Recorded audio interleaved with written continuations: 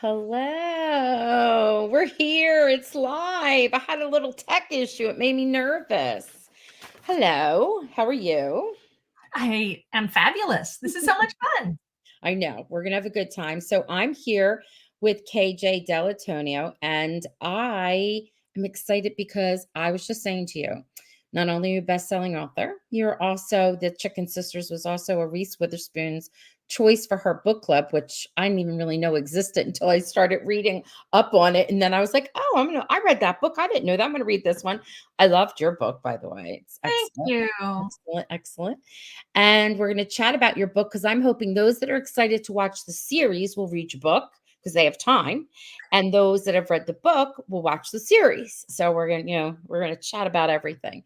And we've got some friends here. We're waiting, like they're popping in. Hi, Sure. Christina. And oh, by the way, can you see the comments? Because if you can't, I put Yeah, them up there. I can switch over, I think. Yeah, you don't have to Yeah. if you don't want to. No, I I can. can. All Yep. right. Yeah. All right. Hi, Chris and Christina and Teresa and Carrie. I know that these girls are going to be watching because they have Hallmark movies now, which then is going to be turning into Hallmark Plus, which Yep. I am so excited. Lillian, you are not late, girl. We had tech issues. You are right on time. And I'm excited for this whole new streaming system because it has like everything. It's like its own little network. Has reality TV, has series like this one, The Chicken Sisters. So let's talk about you first. Tell us about like your writing journey. How was it you became a writer or why? You don't have to give me every little detail, whatever Yeah. it is you want to share. Start at day one. Um, so I think I have always wanted to be a writer because like everyone here, I'm sure I started as a reader, and Yes. I just books were my escape from what was really a perfectly normal and happy childhood, but I regarded as Yeah. as full of angst and stress. So books were my escape, and we moved a lot when I was a kid. So I'll give Yeah. young me that. It was great to have Anne of Green Gables to come along with me and all Me the others. too. Yeah, Emily of Oh my Newton, and gosh. Emily Stan, but yeah, and so anyway, I always wanted to do it, and then I went to school, went to law school, did other careers for a while, but I wanted to come back to writing, and I actually came back via journalism because it just felt easier to me. It was easier to Mhm. get, bylines and a job. And I ended up working for the New York Times. I ran their parenting and family section for a while, which was really exciting. And I did a lot of writing there. And eventually it just sort of became time to move away from that. And I had always had this particular story in my head. The Chicken Sisters was my first novel. I have three now. I'm working on a fourth. And um, I grew up going to a small town in Kansas, Frontenac, and Pittsburgh. There's like two little towns next to each other. Mhm. And there were these two fried chicken restaurants, Chicken Annie's and Chicken Mary's. And we only went to Chicken Annie's because we were Chicken Annie's family. And I could see, as a small person looking at all the people, that all the people only went to one or the other. I didn't understand why, and I didn't understand like what the deal was with these. Yeah. They were Taco Bell, right? It's not like they Right. were the same. They were in fact very different. And it stuck with me. So for like my whole life, I've sort of had this ongoing sort of like, what's not only what's the story there, but really like, what could the story there be? Mhm. I've just spent a lot of time imagining it. So when I finally got to the point of writing it and admitted to my mom that I was working on this novel, she was like, "Do you want to hear the real story?" And I was like, "No, Ooh. no, no, no, no, no, tell me nothing. Like, no, it's Yeah. too late. Too late. No real story." That's laughter. Yeah. So, and it turns out that those fried chicken restaurants are owned by the same family now because somebody married into the other family. And they were delighted by the whole thing. And what I didn't realize, if there's anybody here from Southeast Kansas or who's been there at all, these are beloved icons of that part of the country. And even though I was there, I mean, it's like the water you swim in is a fish. Like I didn't realize that what had interested me and all my life and had stuck with me in places I remember were really memorable to other people too. So that has turned out to be yet another thing. I mean, you mentioned that you didn't realize it was a Reese's pick. And so a lot of people came to the book via Reese Witherspoon and her book club. And then people came to it via the Southeast Kansas connection. And then people came to it via my connection. And it's really cool that there's all these together. Yeah. Get to it. Cool. And well, actually, I'm reading it because of the series. And when I heard about the series, I'm like, I got to read the book. I could not put it down. It was really good. And I loved it. And I was saying to you earlier, so I love romance and I love mystery and I love a mystery, romance combo. But this was different. This was not, there's romance in it, but not like, that's not what the focus was. No. It was about relationships and sisters and family and mess. Like life is messy, but it's so good. It's so good. Like those characters, I think I can hear them in my voice. I mean, in their voices in my head. I was driving down the road today and something happened that reminded me something from the book. And I'm like, oh yeah, they're like real to me. So I'm excited that I get to see now them on the screen, like Julia Quinn with her Bridgerton. Yeah, that's amazing. It's an amazing story. Well, I hope that they are what you envisioned. They're really, I mean, it's weird to see something that you made up come to life that way. It's great, but they really, especially Amanda and May. Yeah, I mean, that's pretty much how I pictured them. The older women characters in my book are Nancy and Barb, but in the series they're Nancy and Gus. And Nancy is, I mean, that is not like how I pictured her physically, but man, they really got her. Okay, cool. And then Gus, same. I pictured her physically differently, but I love the way that she comes out on screen. Cool. Now the book, how did the book become, first of all, who's your favorite character in the book? Not the series, the book. Okay. So I'll start with the book. So in the book, I mean, I definitely identified more with May when I was writing. So the book is fundamentally about two sisters who made different life choices. They live in a small town and one decided to go and one decided to stay. Yes. That was what fascinated me. And that was what I was thinking about. And I am the person who left. I left Kansas a long time ago and rarely go back because I don't have any family there anymore. Or I do, but they're more extended family, like my close family either there anymore or they're dead. So I was the one who left. So I identified with May a lot more. But as I wrote it, I live now in a town that is even smaller than or Pittsburgh by orders of magnitude. It's probably small. It's kind of what I pictured when I created Merrimack. It's a really small town. It's 1,600 people. And that includes the kids in the elementary school. Oh my God. Like we can tell you when a big family moves in, what it's going to do to the school budget. That's how small it is. So I didn't stay, but I came back.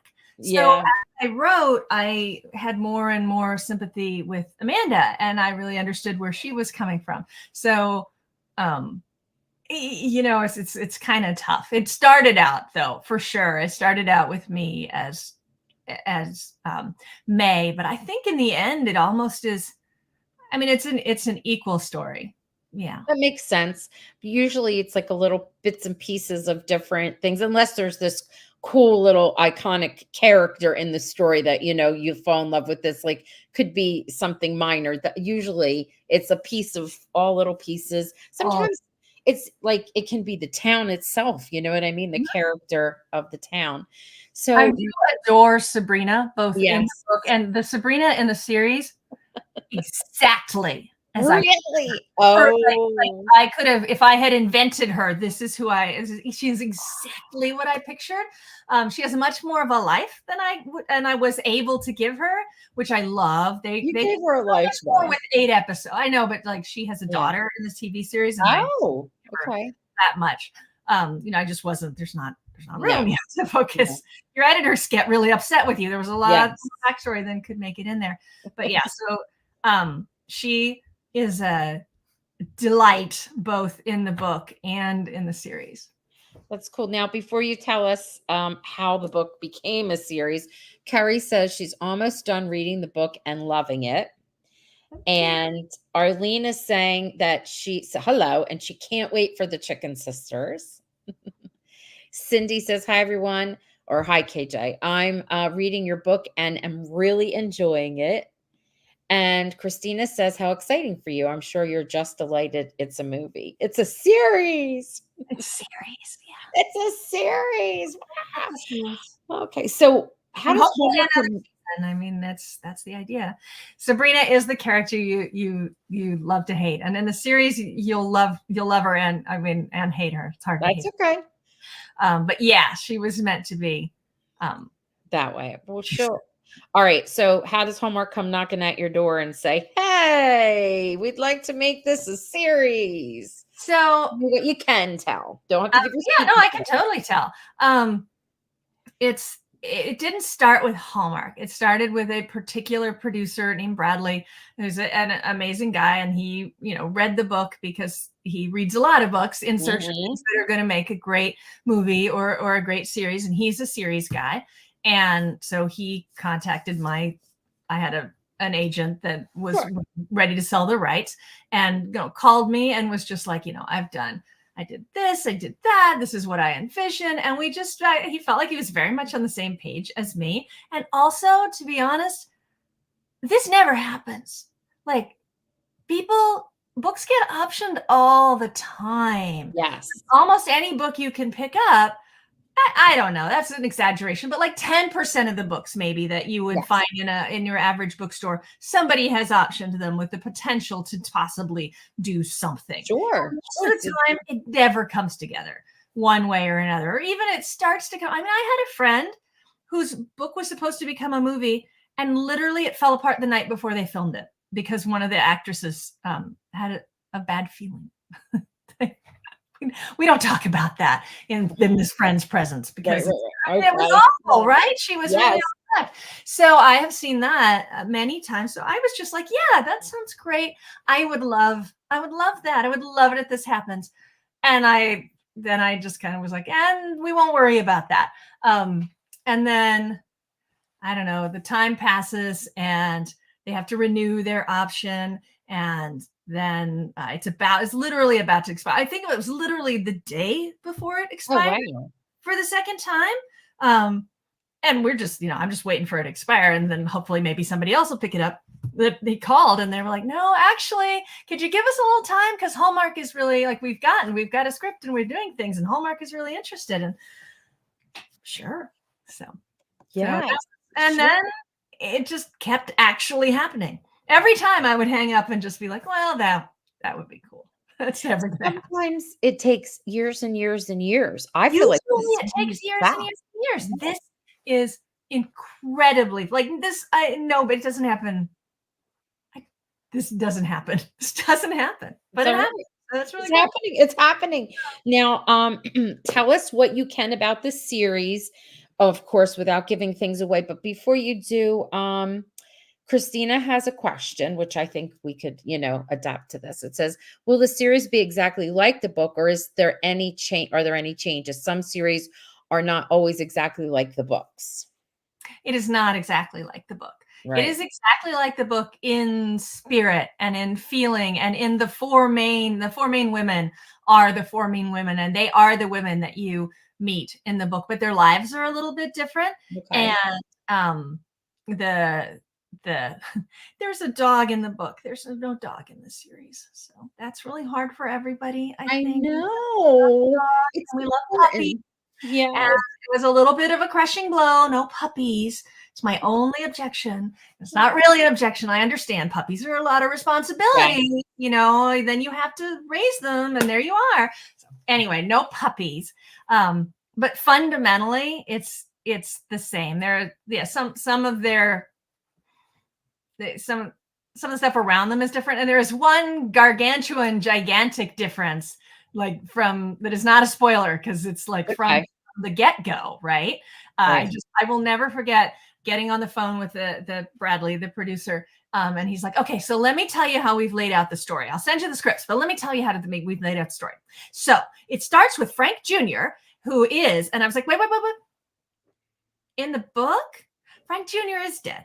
Yes. Like from day one, like from Yes. page one, Right. dead. And so that's the biggest change. I was like, it's not like I object. No. Like, I mean, you know, go on, tell me more. But let's start there. Let's start with The irony of that is that next Tuesday, when the first episode comes out, which is the 10th, when it'll premiere, I have a chat with Frank. Frank, I'm calling him Frank now. Frank Jr. They call him Frank Jr. too. I mean, if you were going to call him, you'd have to call him Frank Jr. You're right, because there is a Frank Sr. Call him Frank Jr. Yes, Frank Jr. With James Cott. So I'm excited. We're going to get to meet him because afterwards, I was thinking about it. I'm like, is it all going to be a flashback? Because he's dead, but he's not in the series. And you know what? It makes complete sense. Even if you've read the book and you watch the series, you will understand exactly why they did it that way. Okay. It worked really well. And the funny thing is, he's exactly like, I mean, he's still the person I wrote. He's exactly who I wrote. Oh, okay. He's the one I love. Yeah, he's exactly who I wrote. And I think that's just hysterical. So they needed him. You just need more characters and more. Also, I feel like the big thing with that, when you're reading a book, the characters can tell you what they're thinking. And they can, when something happens that would cause them to think back on something that happened in their past, they can think back on something that happened in their past. And you can see, well, okay, this is why Amanda is the way she is because of this history with her husband, and now she's a widow. But in a series, they don't have that. They really needed the people. Like they need them here to show why she is who she is and making the choices that she is. It makes total sense. Cool. Now, before we dive a little bit more, Arlene has a book question for you. She wanted to know how long it took you to write your book. I know you were thinking about it for years. I thought about it for years, and I would say it took probably 2 years to write. Yeah. Okay. Not bad. Okay. You're on a roll. A lot of things happened. And I know a lot of things happened in your life in general, but I mean, yes. So it's been a really cool ride for you, though. I mean, this book has been an amazing ride. Yeah. I mean, I love my other book children too, but this one has obviously it's got a series, it's got a life of its own. And tell us about your other books. Go ahead. Oh, okay. So my second book is In Her Boots. I feel like In Her Boots. That is so great. And that one is about a woman who gets famous for writing a book and under a pseudonym, and she does not wish to be famous for various and sundry reasons, and her best friend does. So her best friend, she asks her best friend to step into the role in her boots. It doesn't end well. Oh. Don't do that. If you write a book under a pseudonym, it's probably better not to. Anyway, bad plan. And there's many ponies and a small town, and it's really fun. It's very Chicken Sisters. I love it. Got a little romance, but again, this is not at all. This is about friendship. Now, a mother again. I don't know why there are all these difficult mothers in mine. Boy, the mother in this one is a piece of work. My mom's fine. She's a gem.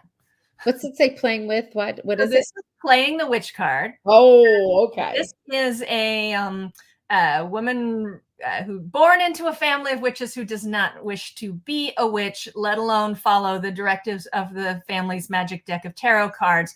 But it turns out that the tarot cards are the only thing between her and a much worse witch in the small town that she. Okay. Small town again. Small town bakery. This one. So this is like Practical Magic meets the Chicken Sisters. Nice. I just wanted to do witches, kids. I just thought it'd be fun. It's probably my only witch book, but I just wanted to have some magic. Turns out magic is really hard, but all right. I love it. Now I love the boot. Show the boot again. Because in the book, and I don't know all these boots. I don't know if I love the boot. I don't know if it'll show up in the series with costuming, but isn't it May who has on a pair of really cool? Yeah, she's like, I'm wearing my most powerful boots, and I think I don't remember what the phrase she uses. Yes. But yeah, she's like going in and she's like, and I just feel that. I mean, that's totally me. I lined up at some point my boot collection for a photo. I have a lot of, I mean, I live in New Hampshire, so I need a lot of boots, but I might have more than that. I love it. I love it. I love it. I love it. Okay, so let me show a few pictures if you don't mind so we can talk everyone through it. So it's about behind the scenes. And then, of course, you could tell us about your experience there. Yeah, I get to spend a couple of days on set with my younger daughter, and it was amazing. Oh, that's so nice. I love that. Okay, so and I think someone has a question. They were wondering, well, okay, so Chris, the story takes place in Marinick. Is that how you say it? Marinick. Marinick is an imaginary town. I mean, like I said, these chicken restaurants to some extent are real, but they're very different. Right. They're in Frontenac, Kansas, and Marinick is actually an anagram of America. And I just wanted it to have. I love it. I don't know. It turned out to be a really great name. It did. It did. Love this book. I love the sign. I can't get over it. Honestly, southeastern Kansas is not quite as southern as this place, but it's okay. Nobody minds. Right. That's all right. Now, that's Amanda. Okay. It's like she's taking the picture, but somebody else is taking a picture of her, and that is primarily the crew that I'm seeing in the background. It looks like mostly the camera and other set people. Where was this actually filmed? Vancouver, Canada. Like everything else, right? Yep. I think it's cool though. Don't look too closely at the trees in the background. I know. Now, was anything on a set or was everything? Yes. There was a huge sound stage. I mean, that was the big moment for me, was walking into this. I mean, huge sound stage, and they had that's cool. Chicken Mimi's and Chicken Franny's and the Inn built. Okay. Which was so cool. And they really paid attention to my descriptions. There were the little red baskets it was amazing. So everyone that's listening, those of you that are reading the book, so we'll get to see Franny's, we'll get to see Mimi's, right? Yep. And we'll get to see the Inn, which sounded wonderful. Like I wanted to go stay at the Inn and have a cup of coffee and have them as my best friends. I know, aren't they wonderful? Yeah. The one character in the book who's a little bit of a real person. I had a really good high school friend named Kenneth, who I've lost touch with, but I did name Kenneth after him. I don't know if he's gay or not. That's okay. I love it. I love it. All right, tell me about this. I love the person who on the left, bombed in the back. He's going like this. So the middle person is Annie. She's the showrunner, and the guy going like giving her the bunny ears is her assistant. Okay. Great. And then the woman on the right is one of the writers. Okay. And the actress, what part is she playing on the Sabrina? Oh, she's Sabrina. Sabrina. And she's exactly Sabrina. Perfect for Sabrina. She's so Sabrina. When I wrote it, I was picturing Niecy Nash. So because when I knew Niecy Nash, who is now famous for many, many more dramatic roles, she was hosting. I didn't know her personally, but I know what you mean. When I watched her, she was hosting a one of those shows where you tear down your neighbor's house or like redecorate a room in your neighbor's house. Yeah. Which, in retrospect, I mean, it was I was obsessed with this show. Like two neighbors would like go in and redecorate a room in the other person's house without consulting. And it was very entertaining. And I think that's the one or maybe it was the garden. I don't know. She was hosting something like that. And you loved it. That's who I pictured the whole time I was writing. And this actress is just amazing. I love it. I'm going to have to get in touch with her because I think Sabrina is going to be a character that everyone is just going to love to hate. Do you know what I mean? Yes. Yes. She gets a lot more of a human face in the series than I was able to. I mean, she has a little, you get touches of it, but it's okay. So that is May in the middle, and that's Annie, the showrunner again. And I'm honestly not terribly sure who's on the right. I don't know. I think it's there. So Annie is Annie, which is Annabelle. Okay. Yeah. So Annie is the showrunner, and I feel like this is one of the directors. There's a team. Yeah, that could be. The episode that I saw being filmed, Annie was directing herself. Um, Okay. so that, yeah, I don't think I met her. So we've got May in the middle. When we meet May and the big May and Amanda, will we see a young May and a young Amanda? I feel like we do. I feel like we get We flashbacks of some do. sort.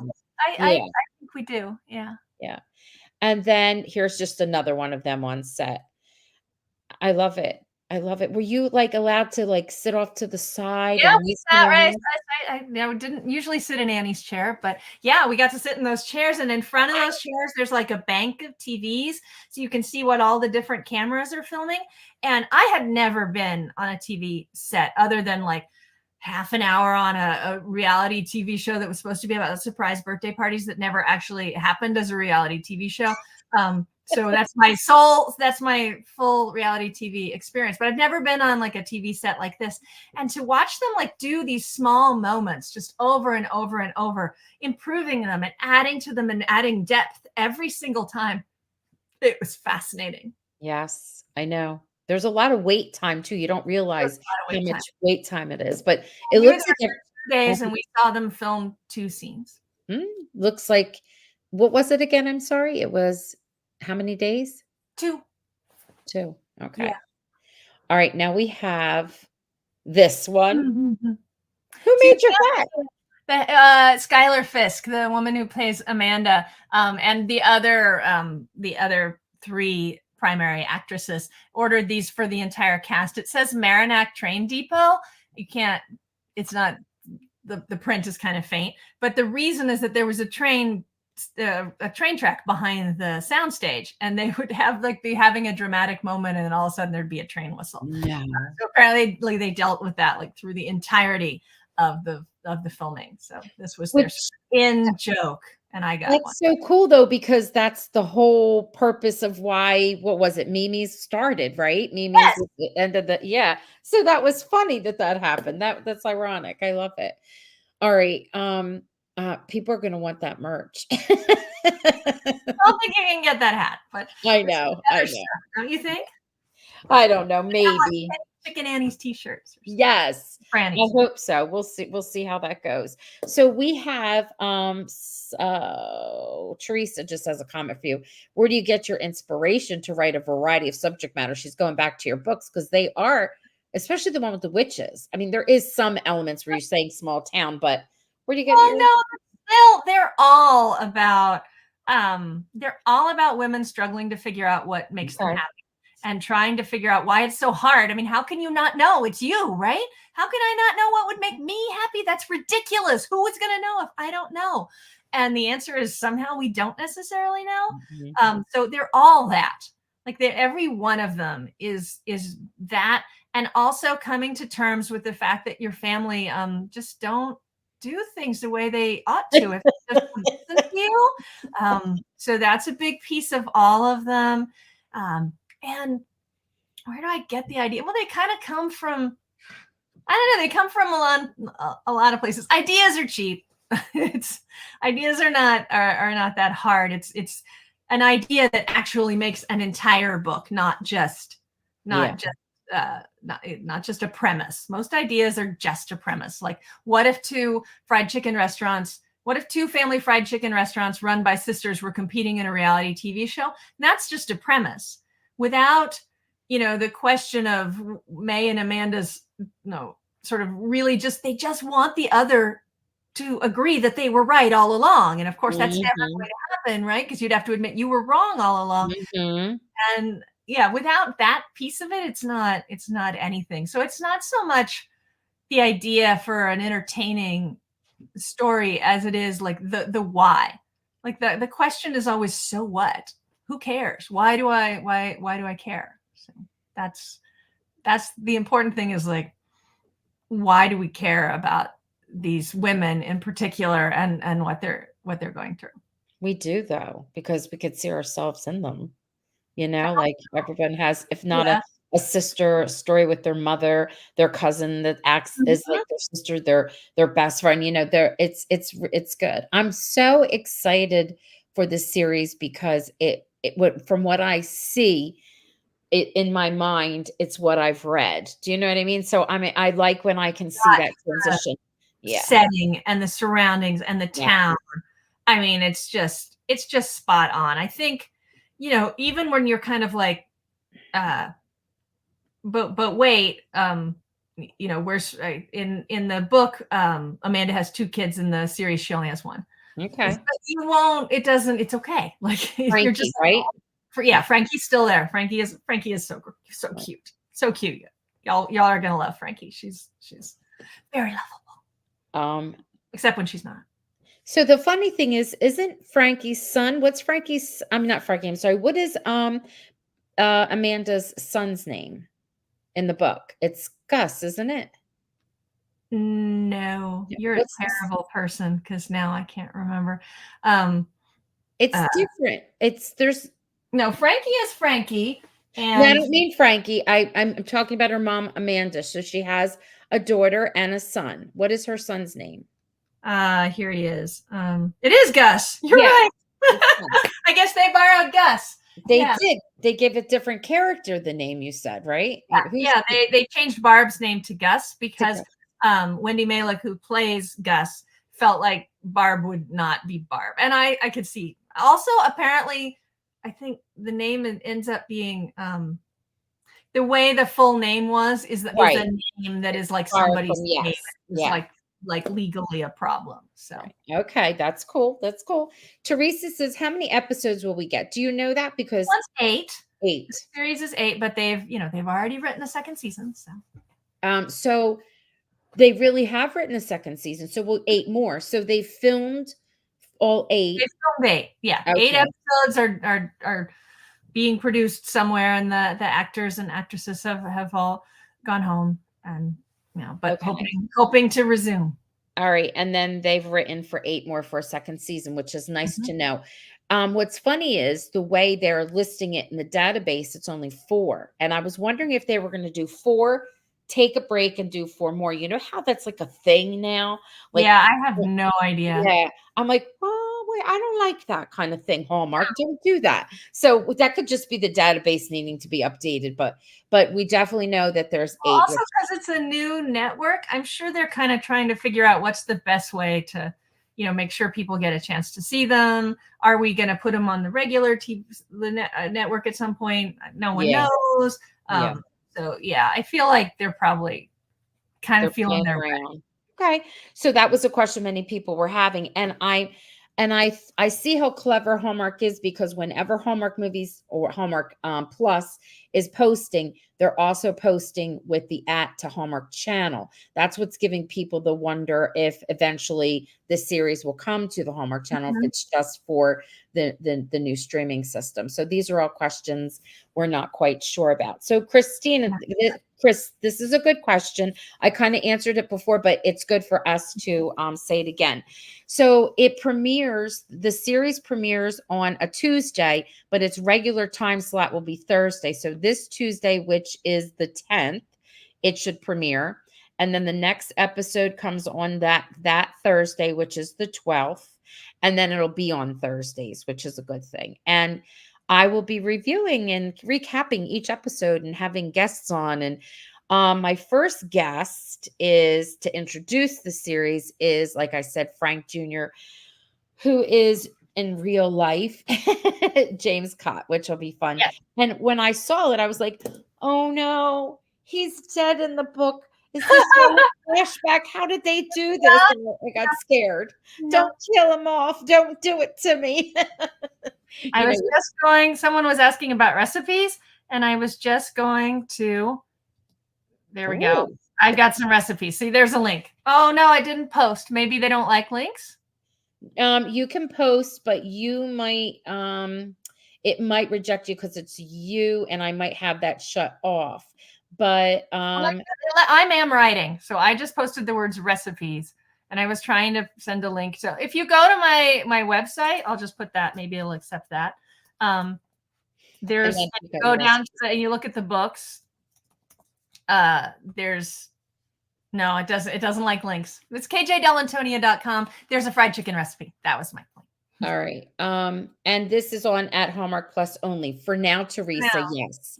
So all those premiere dates are for then. So I can put it in for you. Tell me again. It's KJ Dell'Antonia. Gotcha, Antonia. .com. Yeah. KJDELLANTON.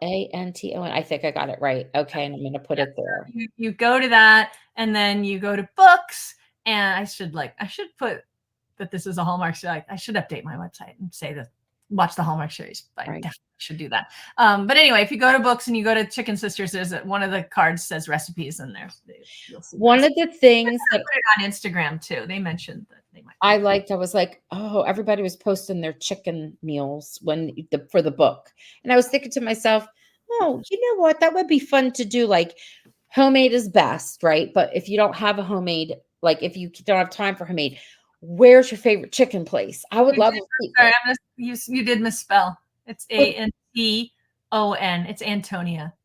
I'm sure you typoed it, but I just wanted people to be able to get to it. No, I have to do it again for you. KJDELLANTONIA.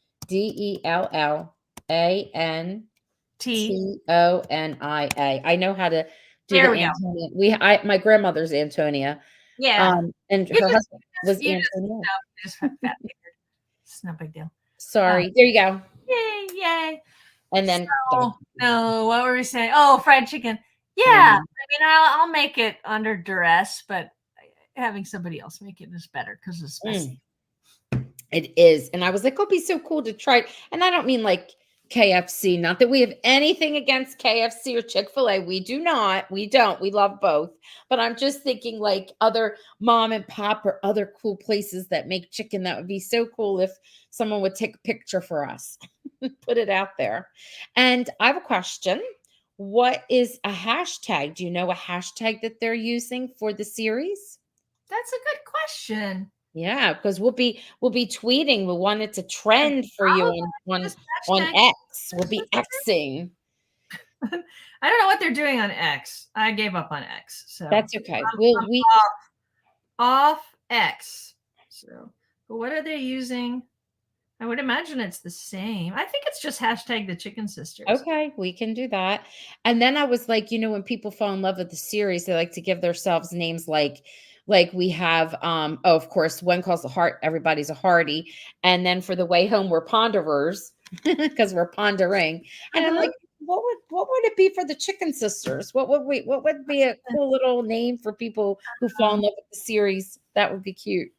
We'll have to think about it, right? Yeah, I don't know. Put something good. Chickies. The chicks. That's cute. I like that. Okay, so we are so excited. Arlene is saying, wait a minute, she's giving us a name right here. I don't know how to say that, but it's the best is the best in Southern Maryland. CAPTICO Market Fried Chicken. Well, Arlene, I have a job for you. I want you to go and I want you to partake of the deliciousness and snap a picture for us so we can start posting. You can lead the way, Arlene. It also always makes me want biscuits. Yes, when she talks about them. There's a place, and it's a little chain in Texas called Babes. And the menu at Chicken Mimi's is kind of the menu at Babes. Okay. Babes only serves fried chicken, biscuits. I think they serve French fries, mashed potatoes. So Mimi's doesn't serve mashed potatoes. Right, they serve mashed potatoes. And salad? Salad with the dressing that I mentioned. It's that dressing is it's just apple cider vinegar and a little sugar and oil. It's really, really simple and incredibly good. Right. So the menu at Mimi's is the Babes menu to some extent. And then the decor at Franny's is kind of the decor in Babes in Texas, because those are the chicken restaurants I've been. I was in Chicken Annie's constantly as a kid. So I remember things that you'd remember as a kid. Like I remember the baskets or there were also those melamine plates with the dividers. And I Yes. remember like the Budweiser light, the pool light that hung over the pool table, which there's no pool table in Mimi's because it's tiny. But anyway, so I remember those things, but I didn't really remember like what was on the walls and stuff. So I used the stuff at Babes.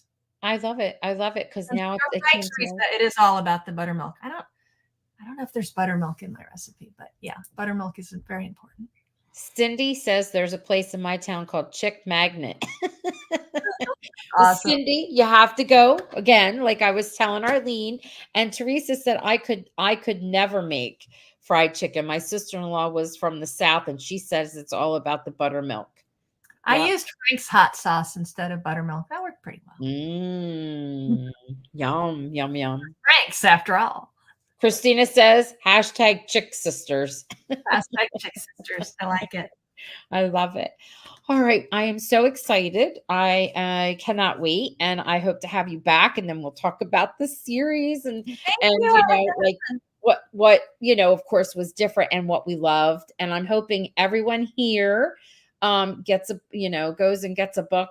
If you haven't already gotten it, get the book. You have to read the book first. You have to do it. You have to do it. Yeah.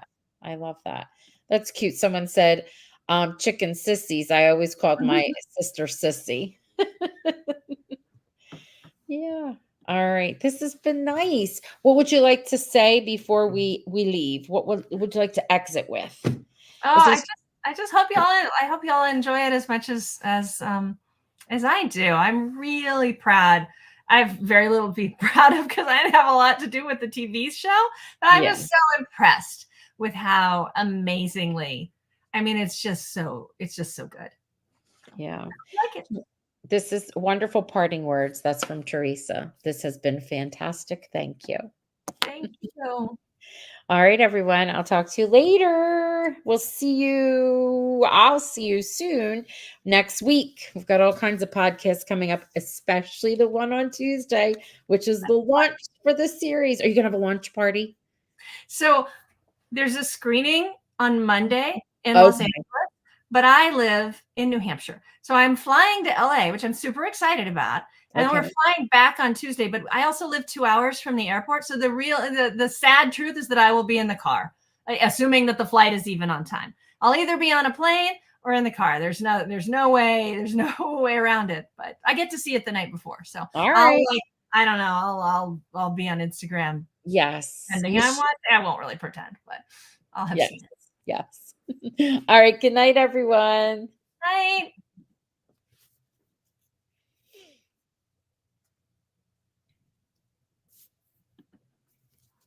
Watch it take 9 years to